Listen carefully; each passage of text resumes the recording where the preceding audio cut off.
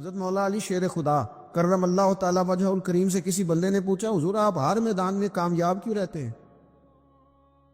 فرمانے لگے جیت ہار تو رب کریم کے دستے قدرت میں ہے، لیکن جب میں اترتا ہوں نا میدان میں تو میں دشمن دیکھ کے پہلے ہی فیصلہ کر لیتا ہوں کہ میں نے اس کے پیٹ میں خنجر مارنا ہے کہ گلے پہ، میں جیتنے کے لیے میدان میں اترتا ہوں۔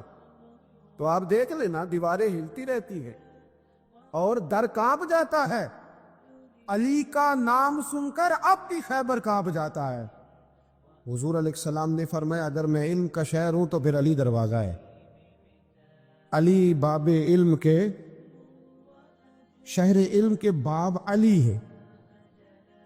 امام صفوری کہتے ہیں ایک دن نا حضرت جبریل امین انسانی شکل میں مولا علی کے سامنے آ کے کھڑے ہو گئے۔ کون؟ حضرت جبرائیل علیہ السلام۔ حضرت جبریل امین کھڑے ہوئے انسانی شکل میں، تو کہنے لگے علی یہ بتائیے کہ جبریل اس وقت کہاں ہے؟ انسانی شکل میں مولا علی سے پوچھتے۔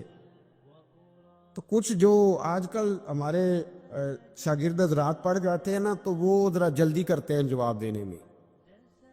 بڑوں کو جب جواب بھی دینا بزرگوں کو تو جواب میں بھی آداب کا خیال ہونا چاہیے۔ اگر آپ کو سوال آتا بھی ہو تو پھر بھی اس میں آداب کا خیال آپ رکھیں گے۔ آپ فٹافٹ نہیں کہہ دیں گے کہ جناب یہ اس کا جواب ہے، یہ معنی ہے، فوراً نہیں آپ کہہ دیں گے، آپ اس میں بھی آداب کا خیال کریں گے۔ حضرت جبریل امین نے جب کہا نا کہ بتائیے جبریل کہاں ہے، تو حضرت علی فوراً بھی کہہ سکتے تھے آپ ہی تو ہے جبریل، یہ فٹافٹ کہہ سکتے تھے، اسی وقت ساری بات ختم ہو جاتی۔ لیکن بزرگوں سے بات کرنے کے کچھ آداب ہوتے، کچھ طور طریقے ہوتے جو اللہ ماشاءاللہ آج کل لوگوں میں نظر نہیں آتے۔ کچھ طور طریقے ہیں، کچھ سلیقے ہیں، کچھ جو ہے وہ اس کے خاص نقطہ نظر ہے، اس کو سمجھنا چاہیے۔ حضرت مولا علی شیر خدا رضی اللہ تعالیٰ عنہ سے جب پوچھا نا کہ جبریل امین کہاں ہے اس وقت، تو حضرت علی نے پہلے اوپر دیکھا، پھر نیچے دیکھا، پھر دائیں دیکھا، پھر بائیں دیکھا، پھر آگے دیکھا، پھر پیچھے دیکھا۔ جواب فٹافٹ تیار تھا کہ آپ ہی تو ہیں، لیکن ایسے جواب نہیں دیا۔ فرمانے لگے جناب نہ تو اس وقت حضرت جبریل مشرق میں ہے، نہ مغرب میں ہے، نہ شمال میں ہے، نہ جنوب میں ہے، نہ 7 زمینوں میں ہے، نہ آسمانوں میں ہے۔ پھر بھی یہ نہیں کہا کہ آپ جبریل ہیں۔ فرمانے لگے بھئی زمینوں آسمانوں مشارق مغارب میں تو کوئی نہیں، تو یا آپ جبریل ہیں یا میں جبریل ہوں، دونوں میں سے ایک ہے۔ تو حضرت جبریل امین مسکرائے، فرمانے لگے نہیں آپ تو علی ہیں، جبریل تو میں ہی ہوں، آپ علی۔ دیکھیں نا بہت سارے لوگ سوال کا جواب دیتے ہیں پر وہ آداب کو ملوز خاطر نہیں رکھتے۔ نبی پاک علیہ السلام نے ایک دن نماز 4 رکعتوں کی تھی تو حضور نے 2 پہ سلام پھیر دیا، تو صحابہ سے پوچھا میں نے کتنی پڑھی ہے؟ عرض کرنے لگے یا رسول اللہ زیادہ پتہ تو آپ کو یہ ہے پر ہمیں لگتا ہے کہ آپ نے 2 پڑھائی ہیں۔ یہاں ایسے کرتا ہے کوئی؟ سوال ہی نہیں پیدا ہوتا۔ یعنی 1 منٹ سے پہلے امام غزالی ایک درویش کے مرید ہو گئے تھے تو بہت بڑے عالم تھے۔ آپ کو پتہ ہے عالم آدمی کا مرید ہونا اللہ ہی خیر کرے کسی کرامت سے کم نہیں ہوتا، بڑا مشکل ہوتا ہے۔ وہ کسی کی غلامی کرے وہ بڑا مشکل ہوتا ہے، مطلب کٹھن ماحول ہوتا ہے۔ تو امام غزالی بیعت ہو گئے تو مرشد نے پہلا وظیفہ یہ بتایا کہ کسی پر اپنے علم کا اظہار نہ کرنا۔ ہاں اپنے علم کا اظہار، آپ اس کو آسان وظیفہ سمجھتے ہیں؟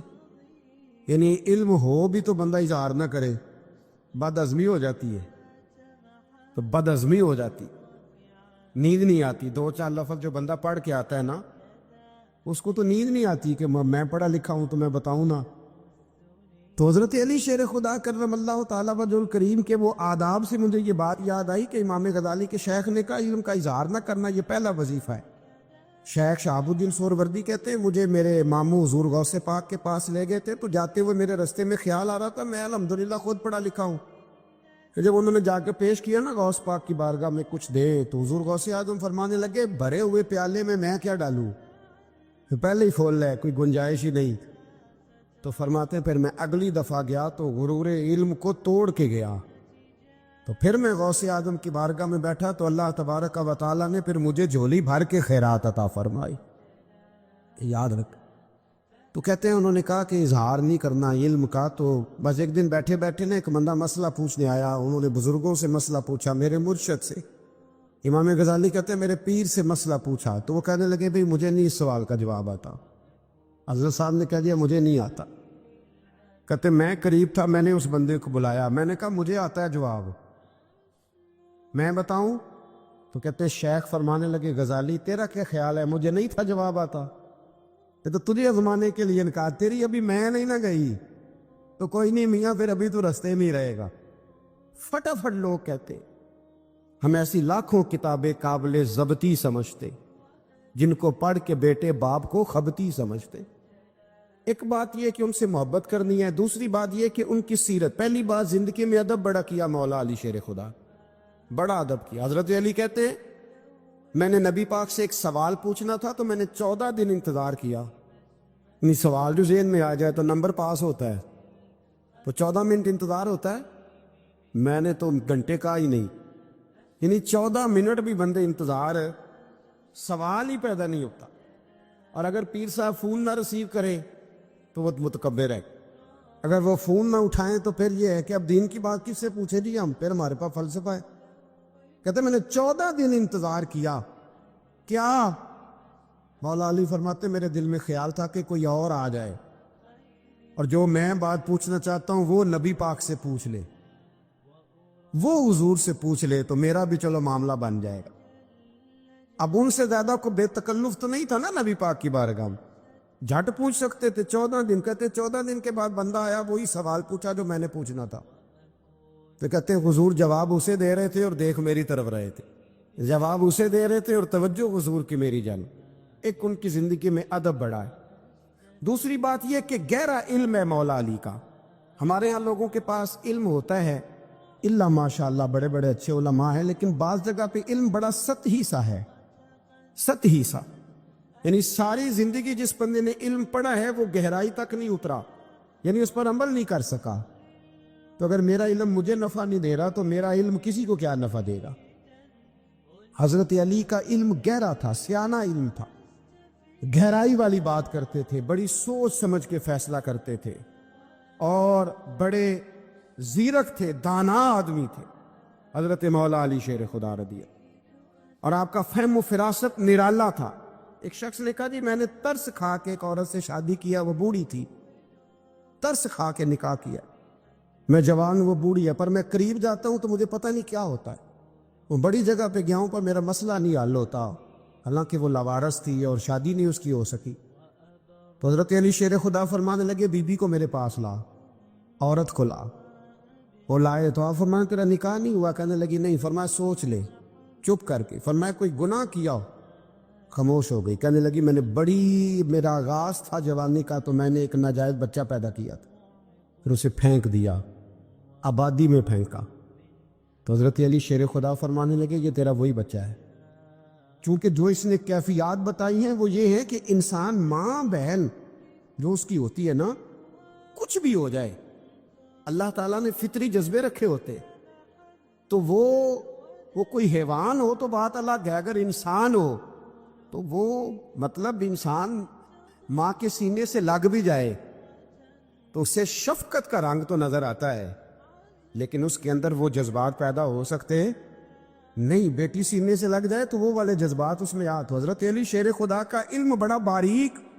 تو آپ فرمانے لگے میاں وہ جو تیرا اس کے اوپر ترس آیا نا, اس کی بھی وجہ یہ ہے کہ تیرا اس سے کوئی ازل سے رشتہ ہے, لہذا تمہارا نکاحی منق اتنا گہرا, سیاںہ اور پیچیدہ, یعنی باتوں کی گہرائی تک. آج ہمارے بہت سارے میری طرح کے لوگ تقریر کرتے ہیں تو وہ عوامی نفسیات کے مطابق بات نہیں کر پاتے, کیونکہ ہم جو تقریر رٹ کے آئے ہیں وہ تو ہم نے تو علم ظاہر کرنا ہے, اور نعرہ لگوانا بڑا شوق ہے. جب تک وہ مطلب لوگوں میں شوق نہ پیدا ہو پھر بعد میں گفتگو ہوتی ہے آج میں جلسہ لوٹ لے ہے.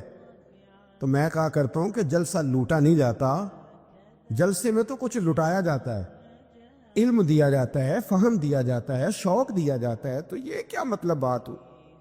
تو گہرا علم تھا. چوتھی بات, علم بھی تھا اور تقوی بھی تھا, پرہیزگاری بھی تھی. جب آپ خلیفہ تھے نا, امیر المومنین تھے, امیر المومنین, آپ چلو صوبائی وزیر کی بات نہیں کرتا، آپ کسی نا حلقے سے جو وہ ہمارے پاکستان میں عہدے بہت زیادہ ہیں، تو جس کو کوئی ہلکا سا نا چلو پرانا ورکر ہے تو کوئی دے دیتے ہیں، اس کو بھی مل جائیں تو 15 کو ووٹ تو اس کے بھی کہیں نہیں گئے مبارکباد کے۔ اللہ سے پوچھیں کہ تیرا اصل میں کام کیا ہے، تو کام کوئی بھی نہیں ہوتا اس کا، بورڈ لگ جاتے ہیں، بہت کیا بات ہے جناب، موج بن گئی۔ حضرت علی امیر المومنین تھے اور کوفے کے چوک میں کھڑے تھے، کوفے کے چوک میں، اور فرما رہے تھے کہ بھئی یہ میری زرہ ہے، بڑی قیمتی ہے، یہ کوئی بندہ خرید لے۔ کسی نے قریب جا کے پوچھا امیر المومنین کیوں بیچ رہے ہو؟ تو فرمانے لگے میری طامت پرانی ہو گئی ہے، اب نہ اتنی پرانی ہوئی ہے کہ اس پہ پیوند لگنے کی بھی جگہ کوئی نہیں بچی، اگر یہ پھٹنے کے قریب نہ جاتی تو میں زرہ نہ بیچتا۔ امام حسن رضی اللہ تعالیٰ عنہ کہتے ہیں میرے ابا جی خزانے کا سارا منہ کھول کے اللہ کے بندوں میں بانٹ کے تو اس کمرے میں 2 نفل پڑھ کے کہتے تھے یا اللہ گواہ ہو جاؤ، میں نے قوم کی امانت قوم پہ خرچ کر دی ہے۔ یہ پرہیزگاری، یہ تقوی، یہ ذوق حضرت مولا کائنات شیر خدا علی المرتضیٰ رضی اللہ تعالی عنہ ہمارے ہاں نا ہم نے بانٹ دیے ہیں چیزیں، یعنی کوئی بندہ زہرا حضرت علی کے نعرے لگانے لگ جائے تو لوگوں کو شک پڑ جاتا ہے۔ تو ایک بندہ میرے کان میں کہنے لگا 2-3 دن سے یہاں علی علی ہو رہی ہے کان میں، اب بڑی جلدی ہمارے تھرمامیٹر والے لوگ بھی بڑے تیار بیٹھے رہتے، کہنے لگا 2-3 دن ہو گئے یہاں علی علی ہو رہی ہے، میں کہا دعا کر ہوندی رہے۔ تو کہنے لگا آپ نے کوئی وضاحت نہیں کی، میں کہا تینوں اصل وضاحت دی لوڑ نہیں، تینوں کسی اور شے دی لوڑ ہے۔ عجیب بیوقوف آدمی ہے بھائی، ان لوگوں کا تو رشتہ ہی کوئی نہیں مولا علی شیر خدا کے ساتھ، اور ہم جو ہیں ہم تو مرید ہیں مولا علی شیر خدا۔ اعلیٰ حضرت فرماتے ہیں کہ حضور سے پہلے بھی جس کو ولایت ملی ہے وہ مولا علی کے صدقے ملی ہے، اور قیامت تک جسے اللہ ولایت دے گا وہ مولا علی شیر خدا کے قدموں کی خیرات کی برکت سے دے۔ ایک سلسلہ علیہ نقشبندیہ ہے جو حضرت ابوبکر صدیق سے انسلاک کرتے، باقی تو تمام سلاسل کو سارا فیض ہی مولا علی شیر خدا سے۔ تو آپ یہ کیسی بات کریں گے کہ جناب وہ فلانے کا آپ، اور جی میں نے اس سے کہا کہ شاید میرا دعویٰ کوئی نہیں، پر میری جو اپنی تھوڑا بہت مطالعہ ہے نا، میں انسائکلوپیڈیا ہوں حضرت عمر فاروق کا، مجھے جنون ہے حضرت عمر فاروق سے محبت، جنون ہے۔ اور میں نے ایک دفعہ سکیچ صرف ابھی بنایا ہے، تو شاید میں 2 جلدوں میں کتاب لکھ دوں حضرت عمر فاروق، یعنی شاید ان کے حالات پر کوئی ایسی کتاب جو دنیا میں چھپی ہو اور میں نے دیکھی نہ ہو، شاید وہ جس ذریعے سے بھی۔ اور آپ میری گفتگو سن لیں، شاید ہر دوسری بات میں حضرت عمر کی کرتا ہوں، لیکن ایک بات پکی ہے کہ مرید میں مولا علی شیر خدا تھا، یہ بات میاں پکی ہے، اس میں شک کوئی نہیں نا، اس لیے کہ حضور کے بعد فیض مولا علی سے، پھر امام حسین سے، پھر امام زین، یہ ہمارے بزرگوں نے ہمیں شجرہ یہ دیا ہے۔ تو آپ وہ جو بات جہاں ہے وہ وہاں ہے۔ حضرت ابوبکر صدیق کے بارے میں جو شک کرے پکا بے ایمان ہے، پر اس میں تو بات پکی ہے نا کہ حضور نے فرمایا علی تجھے دیکھنا بھی عبادت اور تیرا ذکر کرنا بھی عبادت، تو خدا کے بندو علی علی نہ کریں، ہم تو مر جائیں، کوئی جگہ ہی نہیں ہے سوائے حضرت علی شیر خدا کے ذکر کرنے کے۔ تو یہ کچی کمزور باتیں نہ کرو، یہ کوئی عجیب بات ہے کہ جی وہ اگر علی علی زیادہ کیا تو کوئی فلانے طبقے سے تو نہیں، تو یہ ایسی کمزور بات آپ کیوں کرتے ہیں میاں؟ یہ آپ عجیب، آپ نے بحث چھیڑ دی لوگوں نے، تو یہ کوئی ایسا مسئلہ نہیں۔ زندگی میں یاد رکھو، جس کی زبان پہ علی علی زیادہ رہتا ہے نا، اس کی زبان پہ نبی نبی بھی زیادہ ہی رہتا ہے۔ ختم ہو گئی بات۔ تو ان چکروں سے باہر آئیں، آپ باہر آئیں ان چکروں سے۔ اور اسی طریقے سے میں نے کہا تھا کہ ہم کوئی ترازو لے کے نہیں بیٹھے ہوئے کہ فضیلت کس کی زیادہ ہے۔ اما عائشہ صدیقہ جو ہیں وہ مومنوں کی ماں ہیں، اور اس میں کوئی دوسری رائے نہیں کہ اس خاتون کے امت مسلمہ پر اتنے احسانات ہیں کہ دنیا گن نہیں سکتی، لیکن یہ ہے کہ رسول کریم نے فرمایا کہ فاطمہ میرے جگر کا ٹکڑا ہے۔ اب میں ترازو لے کے بیٹھ جاؤں کہ حضرت فاطمہ کی شان زیادہ ہے یا حضرت عائشہ کی، تو میں بیوقوف ہی ہوں نا، اس لیے کہ یہ میری ذمہ داری نہیں، یہ تو بات ان کی ہے نا۔ میں نے ایک بات سنائی تھی آپ کو پیر سید فیض الحسن شاہ صاحب کی، عالم شریف والے، پیر صاحب سے کسی نے پوچھا کہ حضرت فاطمہ افضل ہیں کہ سیدہ عائشہ؟ تو آپ فرمانے لگے پہلی بات تو یہ کہ تجھے یہ سوال ہی نہیں کرنا چاہیے تھا، اور اگر تو نے کر لیا ہے تو پھر جواب سن لے۔ فرمانے لگے فاطمہ زوجہ ہیں حضرت علی کی، اور عائشہ زوجہ ہیں نبی پاک کی، تو علی کی زوجہ نبی کی زوجہ سے افضل نہیں ہو سکتی۔ اور پھر فرمانے لگے عائشہ بیٹی ہے ابو بکر صدیق کی، اور فاطمہ بیٹی ہے مصطفیٰ کریم کی، تو ابو بکر کی بیٹی نبی کی بیٹی سے افضل نہیں ہو سکتے۔ وہ بندہ کہنے لگا حضرت جی رزلٹ کیا نکلا؟ کہنے لگے گھر جا کے کٹ دا رہی، تینو گل دس چھڑی ہے، اب تو گھر جا اور رزلٹ گھر جا کے نکالتا رہے۔ میں نے تو تجھے نا بتا دیا ہے کہ جو اصل بات ہے وہ یہ ہے کہ ابو بکر صدیق کی بیٹی نبی پاک کی بیٹی سے افضل ہو سکتی نہیں، اور علی المرتضیٰ کی زوجہ نبی پاک کی زوجہ سے افضل ہو سکتی۔ باقی جا تو نتیجہ گھر جا کے نکال۔ خدا را حضور کی اولاد پر کبھی بحث نہ کریں، ان کے حوالے سے کبھی بھی کسی چیز کو موضوع بحث نہ بنائیں۔ آپ کو پتہ نہیں کہ رسول اللہ صلی اللہ علیہ وسلم کی اولاد تو وہ ہے اللہ تعالیٰ نے ہر ناپاکی اور ہر رجس ان سے دور فرما دیا۔ اپنے دل کو، اپنی قلبی واردات کو قائم رکھیں۔ نبی پاک کی اولاد کا اکرام ہمیشہ اپنے دل میں رکھنا اور جذبات رکھنا، سادات کے لیے، حضور کی اولاد کے لیے طبیعت کے اندر گنجائش رکھنا، اس میں کبھی کوئی کمزوری نہ دکھانا، اور دوسری بات یہ کہ ان سے سیکھنا ہو۔ واقعہ کربلا جو ہے نا وہ انسانی زندگی کے لیے بہت بڑی حرارت ہے۔ ہمارا ایک مزاج بن گیا ہے کہ ہم نہ مشقت کے قائل اور عادی نہیں رہے، سکون تلاش کرتے ہیں۔ اب تو ڈھیر سارے لوگ ایسے ہیں کہ ذرا کوئی مصیبت آئی نہیں تو ان کے ہاتھ پیر پھولنے شروع ہو جاتے ہیں۔ انجانا خوف اور بے مقصد قسم کی باتیں لوگوں کو ڈراتی ہیں، اور پھر میں نے دیکھا ہے کہ اگر ان کو اپنی ذات کے لیے، اپنی اولاد کے لیے، اپنے گھر کے لیے سکون مل گیا ہے، آسودگی مل گئی ہے، وسائل جمع ہو گئے، تو کہتے ہیں مجھے کیا مصیبت بنی ہوئی ہے، اب میں جاؤں، بس کافی ہے۔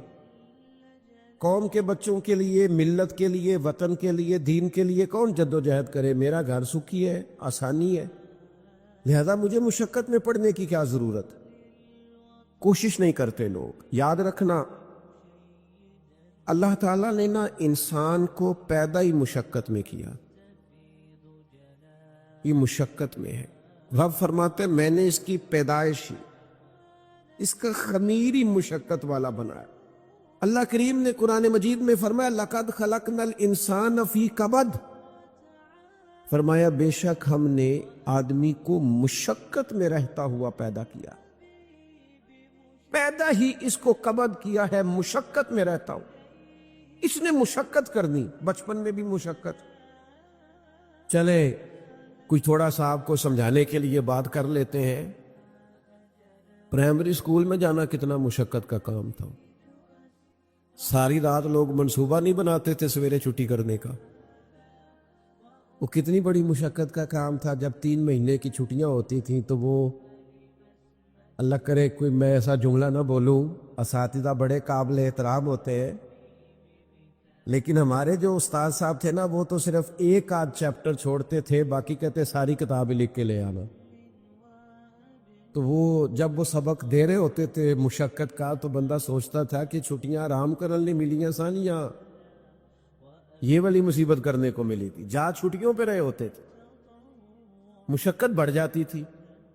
آج تو ان چیزوں پر ہنسی آتی ہے، مشقت، جد و جہد، ہر لمحے جد و جہد، اور ہر مشقت اپنے ٹائم پر مشقت ہوتی۔ آج آپ سے کہا جائے بہت سارے لوگوں سے پرائمری کا امتحان دینا ہے تو آپ کہیں گے بائیں ہاتھ کا کھیل ہے، بھئی اب بائیں ہاتھ کا کھیل ہے، تب نہیں تھا۔ اور جو آج پرائمری کر رہے ہیں ان کے لیے بھی آج بائیں ہاتھ کا کھیل نہیں۔ ہر مشقت اپنے وقت پر مشقت رہتی ہے۔ کسی وقت کسی چیز کا انتظام کرنا آپ کے لیے بڑا قابل تکلیف ہوتا ہے، آزمائش والا ہوتا ہے، بعد میں آپ سمجھتے ہیں کہ یہ تو کوئی مسئلہ ہی نہیں تھا۔ اللہ نے انسان کو مشقت، ہم نہ سکون ڈھونڈتے ہیں، بس ٹھیک ہے گھر بن گیا، بس ٹھیک ہے اب میں نے بچے پال لیے، بس ٹھیک ہے۔ او بھائی تو نے آگے بڑھنا ہے، تو نے مشقت کرنی ہے، جد و جہد میں رہنا ہے، وقت فرصت ہے کہاں، کام ابھی باقی ہے، نور توحید کا اتمام ابھی باقی ہے۔ یاد رکھیں اگر آج جوانی ہے تو بڑھاپا آئے گا، آج اگر صحت بالکل ٹھیک ہے تو آہستہ آہستہ خدا نخواستہ قبا اور اعصاب کمزور ہونے لگتے ہیں۔ ہمیں نا ذہنی طور پر تیار رہنا ہے۔ لوگ کہتے ہیں جناب پتہ نہیں میں بڑا پریشان ہوں، ایک مشکل ختم ہوتی ہے دوسری شروع ہو جاتی ہے۔ میں نے کہا یہ مشکل نہیں، یہی تو مزہ ہے زندگی کا۔ اللہ کہتا ہے میں نے تجھے مشقت میں پیدا کیا ہے، اور تو کہتا ہے کہ آسانی ہو جائے۔ اب یہ تو نہیں نہ ہوگا، جس نے جیسا پیدا کیا ہے بات تو اس قادر مطلق کی چلے گی، تیری نہیں چلے گی جب اس نے پیدا ہی مشقت میں کیا ہے۔ حضرت زید بن ارقم رضی اللہ تعالیٰ عنہ بیمار تھے، یہ ذرا بات سننا میرے کریم کی۔ اللہ کے پیارے حبیب علیہ السلام تیمارداری کے لیے تشریف لے گئے، تو حضور سید عالم علیہ السلام نے جا کر جناب زید بن ارقم کی طبیعت کو دیکھا تو کمزوری تھی اور وہ پریشان بھی تھے۔ تو حضور علیہ السلام کو اللہ تعالیٰ نے غیب کے خزانوں کی کنجیاں عطا فرمائی ہیں۔ قریب مسکرا کے فرمانے لگے زید اس بیماری سے پریشان نہ ہو، اس سے تو آپ نے ٹھیک ہو جانا ہے۔ اس روایت پر خاص غور کرنا کیا کہہ رہا ہوں۔ فرمایا اس سے آپ نے پریشان نہیں ہونا، اس سے تو آپ نے ٹھیک ہو جانا ہے، مسئلہ ہی نہیں۔ ہاں اس کے بعد ایک وقت آئے گا آپ کی آنکھوں کی بینائی رخصت ہو جائے گی اور عمر بھی آپ کی لمبی ہوگی، یعنی ایک بڑھاپا، ایک نظر چلی جائے گی۔ اب آپ یہاں غور کریں سرکار تربیت کیا کر رہے ہیں۔ حضور فرما رہے ہیں یہ جو مشکل ہے یہ تو گزرنے والی ہے، اس کے بعد جو مشکل آنے والی ہے وہ اس سے بڑی ہے۔ فرمایا زید اس کے بعد آپ کی بینائی چلی جائے گی اور عمر بھی لمبی ہوگی، تو بتائیے اس وقت کیا کریں گے۔ حضرت زید بن ارقم رضی اللہ تعالیٰ عنہ عرض کرنے لگے یا رسول اللہ میں اللہ کی رضا پر ثواب کی نیت سے صبر کروں گا۔ معنی کیا ہے؟ دکھ قبول محمد بخشا راضی رہن پیارے۔ ٹھیک ہے اگر بینائی جائے گی اور بڑھاپا آئے گا تو قبول کریں گے، رب کی رضا کے لیے ثواب کی نیت سے صبر کریں گے۔ ایسے بھی کبھی دنیا میں میدان لگتے ہوں گے کہ بیماری آئے گی، بتایا جا رہا ہے اور پوچھا جا رہا ہے کہ تو کیا کرے گا، تو بتا رہے یا رسول اللہ صبر کروں گا، تو نتیجہ بھی وہیں بیان ہو رہا ہے، یعنی سارا سودا نقد و نقد۔ اسی وقت ہتھیلی پہ سرسوں جم رہی ہے۔ حضور نے فرمایا کیا کرو گے؟ یا رسول اللہ صبر کروں گا اللہ کی رضا کے لیے ثواب کی نیت سے۔ تو حضور فرمانے لگے اگر تو صبر کرے گا تو پھر نتیجہ سن، اللہ تجھے حساب نہیں لے گا، بغیر حساب ہی جنت عطا کر دے گا۔ او میرے بھائی ایک مشکل سے آپ گزر گئے، اب آپ کو اگلی مشکل کے لیے تیار رہنا ہے۔ بدر ہو گیا، معرکہ بدر ہو گیا، بہت بڑی کامیابی سمیٹ کے مسلمان لوٹ آئے، پورے کفر پر دھاک بیٹھ گئی، بڑے بڑے موٹے کافر سارے بدر میں مارے گئے، ابو جہل مارا گیا، عتبہ عتیبہ مارے گئے، چوٹی کے کافر مارے گئے، تو کیا اس کے بعد پھر معاملہ ختم ہو گیا؟ اتنی بڑی فتح سمیٹ کر مسلمان آئے، لیکن تھوڑے ہی عرصے کے بعد احد میں جانا پڑا۔ بھئی آپ تو فتح یاب ہو گئے، کامران ہو گئے، اور اس وقت 313 تھے، اب تو 1000 تعداد ہو گئی، لیکن اس کے بعد جو مشکل آئی اس سے بڑی آئی۔ 70 صحابہ شہید ہوئے، سعد بن ربی شہید ہوئے، حضرت عبداللہ بن جہش شہید ہوئے، حضرت امیر حمزہ کا سارا وجود کاٹ دیا گیا، آنکھیں نکال دی گئیں، ہونٹ کاٹ دیے گئے۔ اس کے بعد جو مشکل آئی اس سے بڑی تھی، صبر سے برداشت کی، حالات ٹھیک ہو گئے، نہیں خندق تیار ہے، معرکہ تیار ہے، اور قحط کا زمانہ اور کڑاکے کی سردی، بھوک کا یہ عالم کے لوگوں نے پیڑ پہ پتھر باندھ لیے، لیکن خندق کھودنی ہے، میدان میں رہنا ہے۔ یہ معاملہ ختم ہوا تو کیا بات دب گئی؟ عمرے کے لیے گئے تو انہوں نے حدیبیہ میں روک لیا، اب کیا یہاں معاملہ رکا؟ نہیں، پھر فتح مکہ کی باری آئی، پھر تبوک، میرے رسول پاک علیہ السلام نے پوری دنیا پر اسلام کا جھنڈا لہرا دیا. کہاں کہاں تک اسلامی سلطنت پہنچ گئی جناب عمر کے زمانے میں. وہ قادسیہ کے علاقے، روم، ایران، تو کیا قربانیاں ختم ہو گئیں؟ بس طاقت آ گئی، قوت آ گئی، ہمت آ گئی، ہزاروں علاقے زیر نگیں آ گئے، ختم ہو گیا معاملہ؟ نہیں. جناب عمر شہید ہوئے، پھر حضرت عثمان شہید ہوئے. حضرت علی نے 9 سال یا 13 سال کی عمر میں جہاد شروع کیا تھا. عمر میدانوں میں گزری، پھر مولا علی شہید ہوئے. اب کیا آسانی ہو گئی، آسودگی ہو گئی؟ نہیں، یہاں تو باریاں ہیں امتحان دینے کی. امام حسن کی باری آئی تو زہر دے دیا گیا، انتڑیاں کٹ کٹ کے گرنے لگیں. اور حسن ابن علی کا جب جنازہ اٹھا تو سب سے زیادہ رو رو کے پلو سید عائشہ صدیقہ کا بھیگ گیا. اور جو سب سے زیادہ ستاتا تھا مروان، وہ بھی ایک نکر میں کھڑا ہو کے رونے لگا. تو کسی نے کہا ساری زندگی تو نے فاطمہ کے بیٹے کو ستایا ہے، ظالم آج روتا کیوں ہے؟ کہنے لگا میری مخالفت اپنے جگہ پر، جو اٹھ کے جا رہا ہے وہ رسول پاک کا مکمل نمونہ تھا. اس میں کوئی شک نہیں کہ صبر، رضا، استقامت، حسن عمل، حسن کردار، اخلاق عظیم یہ ختم تھے. تو یہ امتحان تو جاری رہا. امام حسین کی باری آئی، چھوٹے تھے، زیادہ لاڈلے تھے، زیادہ پیارے تھے. کچھ لوگ ایک کا لاڈ دیکھتے ہیں، کچھ کئیوں کے لاڈ دیکھتے ہیں. نانا کا بھی لاڈ دیکھا، اور والدہ کا بھی دیکھا، والد کا بھی دیکھا، بہنوں کا بھی دیکھا، بڑے بھائی کا بھی دیکھا. حسین سب سے لاڈلے تھے. حسن کی بھی کیا بات ہے، امام علی مقام کی کیا بات، پر امام حسین سب کے لاڈلے تھے. لیکن جب امتحان دینے کی باری کربلا میں آئی تو اکیلے کھڑے تھے. نہ پشت پر نانا، نہ ہاتھ میں شیر خدا کی انگلی، نہ پلٹ کے جا کے ماں کے پلو میں چھپنے کا موقع، نہ حسن موجود ہے کہ بڑے بھائی سے مشورہ لے لیا جائے. کوئی نہیں. یہ کون ہے اٹا ہوا، غبار میں اٹا ہوا؟ یہ نبی کا نور عین ہے، یہ بالیقین حسین ہے اکیلے. اور باقی جتنے تھے وہ سارے چھوٹے تھے. وہ بڑا مشکل کام ہو جاتا ہے جب آپ سب سے بڑے ہو جائیں اور صرف آپ کو تسلی دینی ہے، صرف آپ کو دوسروں کو سنبھالنا ہے. وہ بڑا مشکل مرحلہ ہوتا ہے. لیکن امام حسین نے اس مشکل مرحلے کو اس طرح گزارا کہ وہ بڑے تھے نا.